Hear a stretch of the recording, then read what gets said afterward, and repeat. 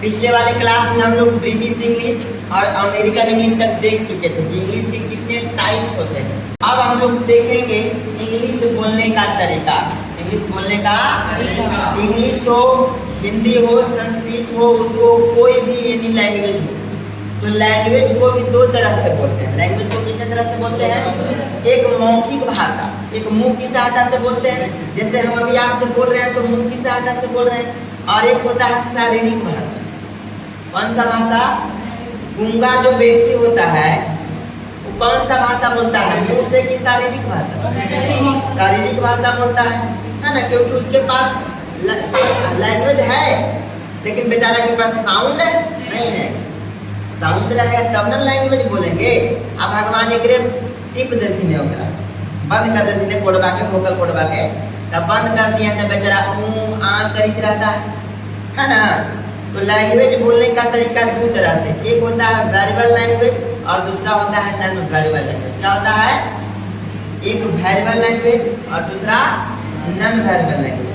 Verbal language का मतलब हो गया कि जो लैंग्वेज हम मुंह की सहायता से बोलते हैं, किसके सहायता से बोलते हैं? उसको हम वर्बल लैंग्वेज कहते हैं। और जो शरीर के अंगों की सहायता से बोलते हैं उसे क्या कहेंगे? Non verbal language. ठीक है, तो यहाँ पे दो तरह से लिख लीजिए। एक होता है verbal language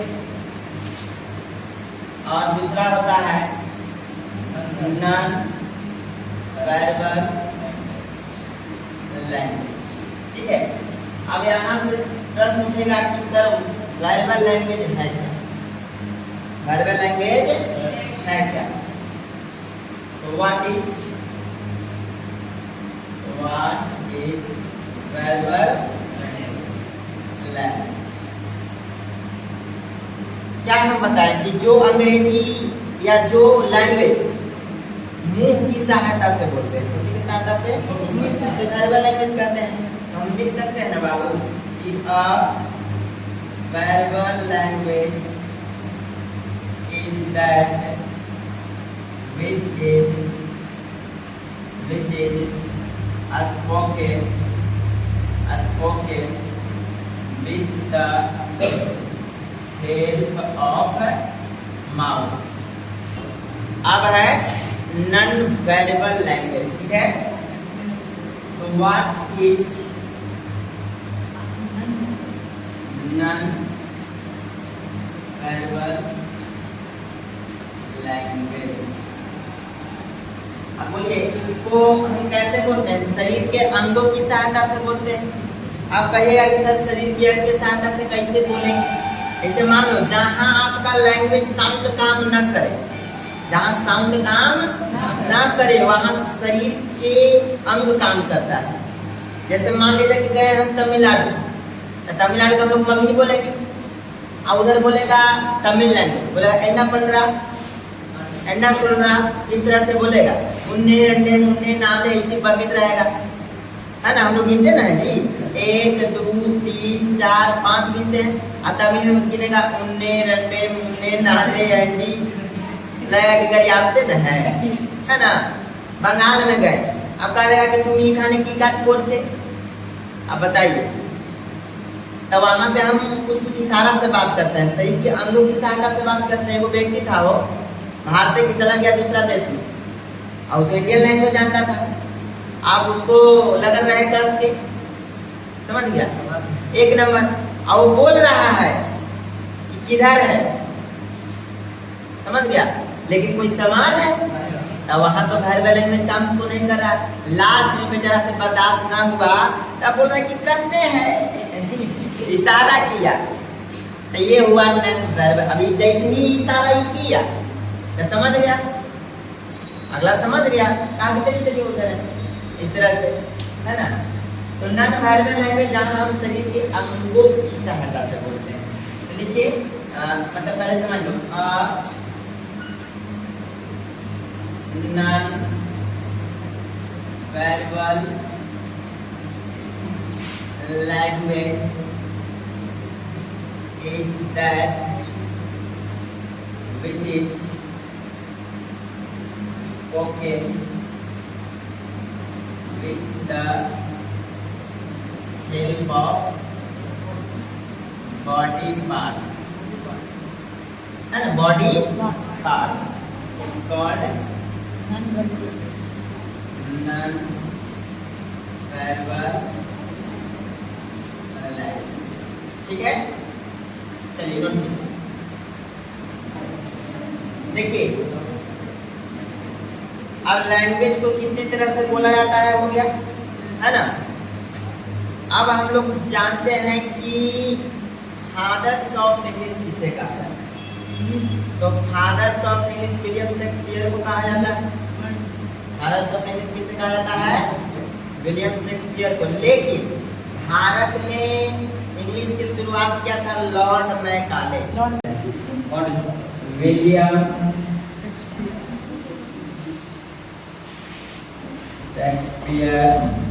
is the father of English। ठीक है, विलियम शेक्सपियर को इंग्लिश का जनक कहा जाता है।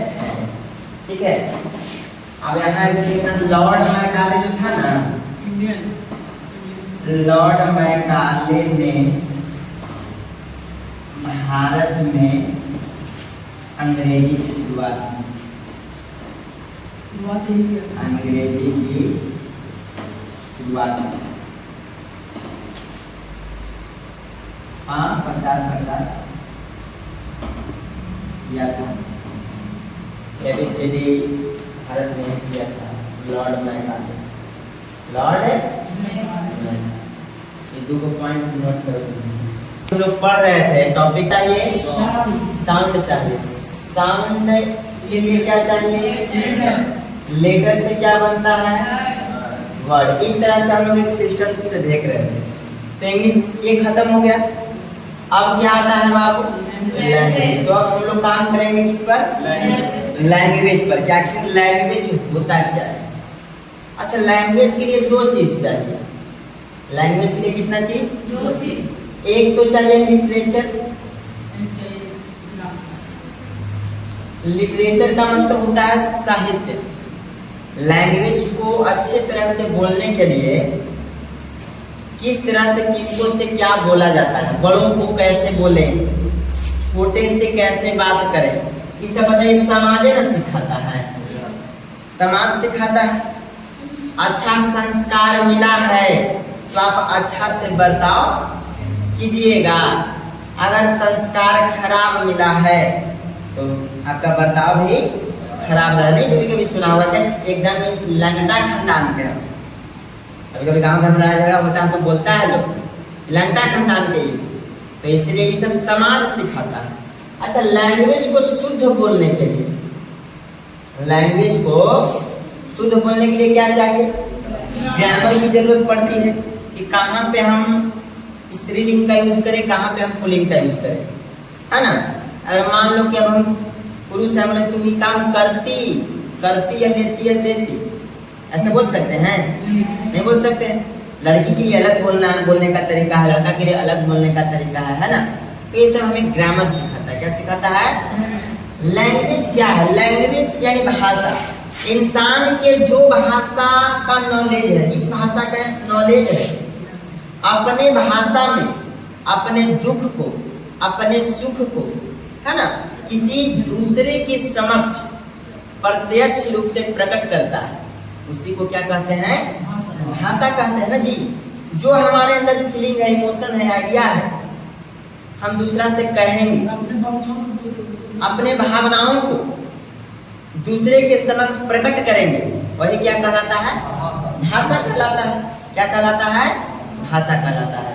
तो अब हम लोग लैंग्वेज को देखेंगे, क्या कि लैंग्वेज है क्या, व्हाट इज इंग्लिश। तो जो हम अभी बोले कि हम अपनी भावनाओं को, अपनी विचारों को एक दूसरे के समक्ष प्रकट करते हैं, बोलते हैं, बोल करके प्रकट करते हैं। कोई लैंग्वेज में बोलते हैं। अभी जो हम आप लोग को पढ़ा रहे हैं तो कोई ना कोई लैंग्वेज में नहीं पढ़ा रहे हैं जी, तो इसी को लैंग्वेज कहते हैं। ठीक है, तो इस तरह से बनाइएगा क्या, what is English, sorry what is language. What is language? तो हम लिख सकते हैं बाबू कि लैंग्वेज इज द मीडियम।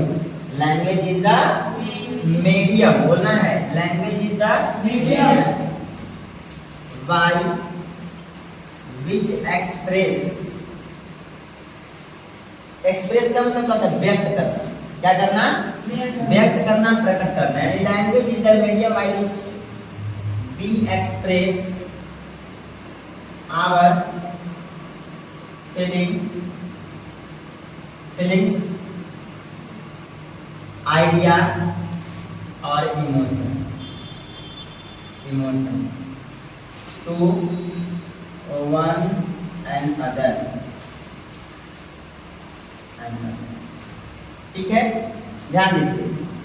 कह रहा हूं कि लैंग्वेज इज द मीडियम, यानी भाषा वह माध्यम है, भाषा वह माध्यम है बाय विच वी एक्सप्रेस, जिसके माध्यम से, यानी भाषा के माध्यम से, लैंग्वेज के माध्यम से आवर फीलिंग, हम लोग अपनी भावनाओं को, अपने विचारों को, अपने इमोशंस को टू वन अनदर, एक दूसरे के समक्ष क्या करते हैं? एक्सप्रेस करते हैं, यानी व्यक्त करते हैं। इसी को क्या कहते हैं? लैंग्वेज। क्या कहते हैं? लैंग्वेज। चलिए नोट कीजिए।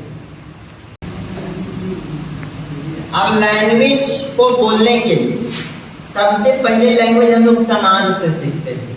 किससे सीखते हैं? समाज से सीखते हैं। जैसा एनवायरनमेंट आपको मिलेगा वैसे आप लैंग्वेज सीखिएगा ना जी। घर में जैसे संस्कार मिलेगा वैसे ना सीखिएगा। लैंग्वेज को एनवायरनमेंट के अकॉर्डिंग सीखा जाता है। देखता है अगर बच्चा के जन्म लंदन में हुआ तो ओकरा का ग्रामर पढ़ाया है? नहीं, वो स्टार्टिंग से इंग्लिश बोलता है। अच्छा, हम लोग के जब इंडिया में जो बच्चा जन्म लेता है तो उसको का व्याकरण सिखाया जाता है? नहीं सिखाया जाता है। इन्वायरमेंट, ये जो माइंड है ना, ये माइंड लैंग्वेज को ऑब्जर्व करता है, देखा इसकी बोलने का प्रयास करता है। समझे? इंडिया के भी बच्चा जन्म लिया यहाँ, आज उसको भेज दो लंदन, होने से इंग्लिश से आगे बोलेगा। समझ गए? तो जैसा उसको इन्वायरमेंट मिलेगा वैसे वो लैंग्वेज को अपने अंदर ऑब्जर्व करेगा। ठीक है, तो अब हम लोग देखेंगे कि लिटरेचर क्या होता है। जो किताब पढ़ने के लिए हम लोग का होता है साहित्य, उसी को लिटरेचर कहा जाता है। तो what is literature? What is literature? साहित्य क्या है? तो साहित्य समाज का दर्पण है। लिटरेचर क्या है? समाज का दर्पण है। दर्पण में हम लोग क्या करते हैं? दर्पण में आईना, आईना में हम लोग क्या करते हैं? चेहरा देखते हैं। तो साहित्य समाज का वह दर्पण है जिसके माध्यम से हम लोग सीखते हैं डे टू डेली लाइफ कि क्या एक्टिविटीज हो रहा है, क्या क्या समाज में हो रहा है, उसी को ना हम लोग सीखते हैं जी। तो लिख सकते हैं हम इसको, literature is the mirror of society. Literature is the mirror of society in which we study, जिसके अंतर्गत हम लोग अध्ययन करते हैं। In which we study all types of activities, जितने भी कार्य होते हैं समाज के अंदर वो सब हम लोग क्या करते हैं? अध्ययन करते हैं। कहाँ से अध्ययन करते हैं? समाज से अध्ययन करते हैं। कहाँ से? समाज से अध्ययन करते हैं। तो literature is the mirror of society, साहित्य समाज का दर्पण है जिसके अंतर्गत in which we study all types of activities day to daily life, दिन प्रतिदिन समाज में क्या हो रहा है वो लोग हम जो है लिटरेचर के माध्यम से क्या करते हैं? सीखते हैं। चलिए इसको नोट करो। लिटरेचर के जनक, लिटरेचर के जनक कहा जाता है जेफरी चौसर को। किसको कहा जाता है? जेफरी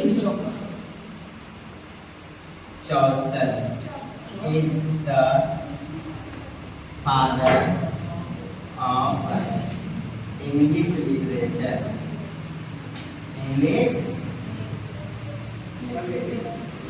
यानी जेफरी चौसर को इंग्लिश साहित्य का जनक कहा जाता है। इसको कहा जाता है जेफरी चौसर को इंग्लिश साहित्य का जनक कहा जाता है। तो नोट कर लेते। अब देखो बाबू ध्यान दीजिएगा, हम लोग चल रहे थे कहाँ से एकदम इंग्लिश से। इंग्लिश क्या है बाबू? लैंग्वेज। क्या है? लैंग्वेज को सही तरह से यूज करने के लिए क्या चाहिए? लिटरेचर चाहिए। क्या चाहिए? लिटरेचर। बोले लैंग्वेज भी खत्म है ना, लिटरेचर भी खत्म। अब बचा हुआ क्या है? ग्रामर। तो आज ग्रामर का इंट्रो देख लेते हैं। ग्रामर क्या होता है? ठीक है, ग्रामर के जनक किसे कहा जाता है? ग्रामर के जनक किसे कहा जाता है? तो देखिएगा ध्यान से, जैसे हम लोग ग्रामर बचपन से ही मतलब 6, 7, 8 से पढ़ते आ रहे हैं। नहीं, व्याकरण की तो व्याकरण आता है कि व्याकरण किसे कहते हैं? इंग्लिश में ग्रामर बोलो, हिंदी में व्याकरण।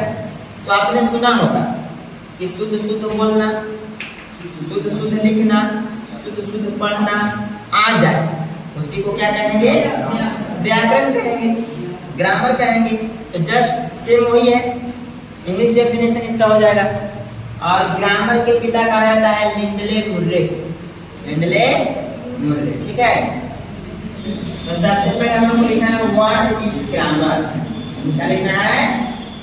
What is grammar. ठीक है, the set of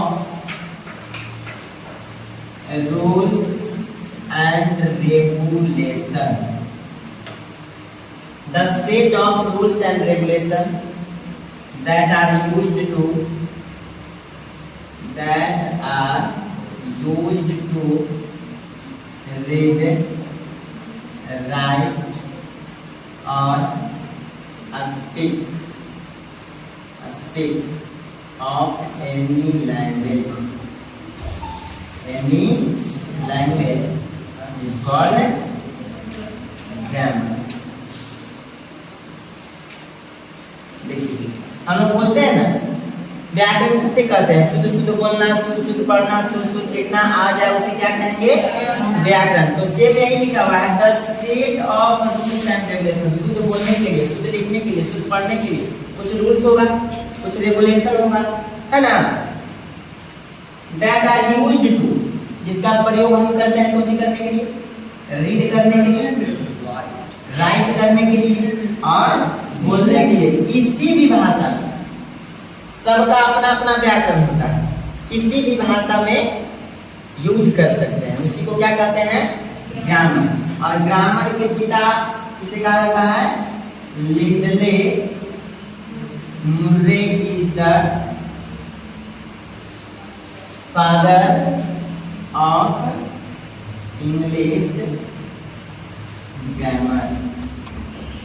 चलिए नोट कर लीजिए।